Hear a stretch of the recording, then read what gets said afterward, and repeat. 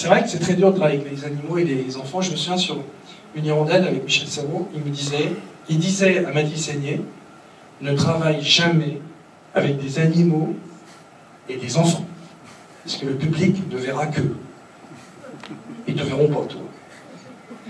Et en fait, ce qui est difficile avec... Alors, les animaux, c'est une catastrophe. Les animaux, vous ne comprenez rien du tout. Et là, le convoi du village, c'est 300 mètres de long. Les chevaux, les chariots, les poussettes, les vélos, 300 mètres. Et les chevaux, en fait, à un moment donné, vous tournez au rythme du cheval. S'il a envie d'avancer, c'est super. Et s'il n'a pas envie d'avancer, ben, il faut tourner les séquences où on est à l'arrêt. Donc en fait, c'est le cheval qui fait le plan de travail. Et on ne peut pas... Voilà, moi j'avais des gens qui s'occupaient des chevaux, qui étaient des gens qui ne frappaient pas les animaux, donc à un moment donné, ils ont un peu fait leur loi, si vous voulez. Donc ça a été dur. Les enfants, il y a l'acteur principal, le petit garçon allemand, et les autres. Les autres, ça fait partie d'une figuration, c'est 100 personnes, pendant un mois avec nous, les gens du pays, du Nord, femmes, enfants, etc., qui sont avec nous pour jouer la figuration. Mais ils sont tous des gens qui ont dans leur famille des histoires d'Exode. Donc c'est une figuration qui est ultra engagée, ultra militante. Des gens que j'ai pris et je leur ai dit, voilà, on n'a pas les moyens de vous donner une maquilleuse, une coiffeuse, c'est pas possible. Donc on va vous couper les cheveux comme en mai 40, une fois pour toutes. On va vous donner des vêtements de mai 40, mais ça sera à vous de vous habiller, de vous coiffer chaque matin tout seul, et de venir à l'heure s'il vous plaît. Ils sont arrivés à l'heure et habillés comme ils eux-mêmes, donc pas très bien, ce qui était parfait.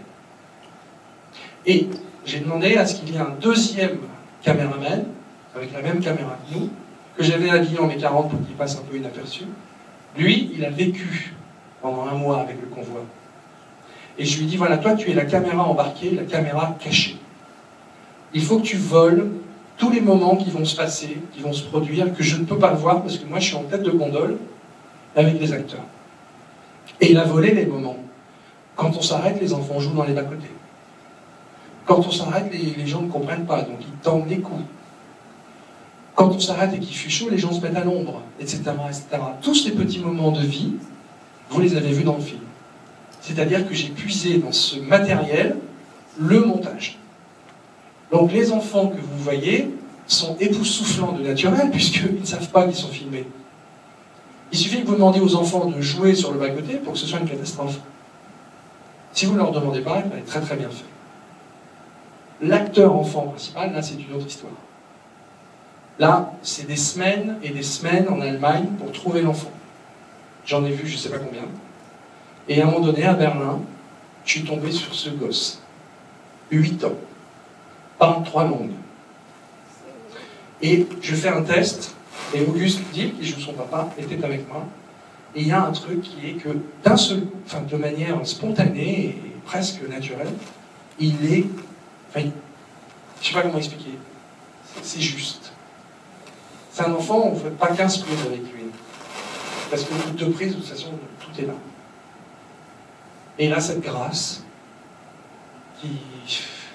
J'espère qu'il gardera le plus longtemps possible. Mais voilà, et ça reste un enfant, et dès qu'il a fini, il joue avec ses potes, il les bat tous aux échecs. Donc voilà, mais les enfants, c'est difficile.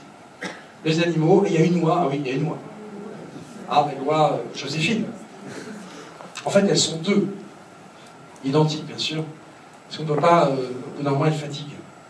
Suspendues dans un sac comme ça en toile, au bout de 4 heures, il faut changer d'oie. Et voilà, et là aussi, le caméraman a volé des moments. Personne ne savait que quand elle verrait passer un panzer, elle se cacherait. Lui, on l'a volé, ça. Et elle est devenue un personnage dans le film, alors que sur le papier, c'était un décor. Aujourd'hui, c'est un personnage. D'ailleurs, Morricone m'a reproché, il m'a dit, elle n'est pas au générique de fin. Ça m'a vexé.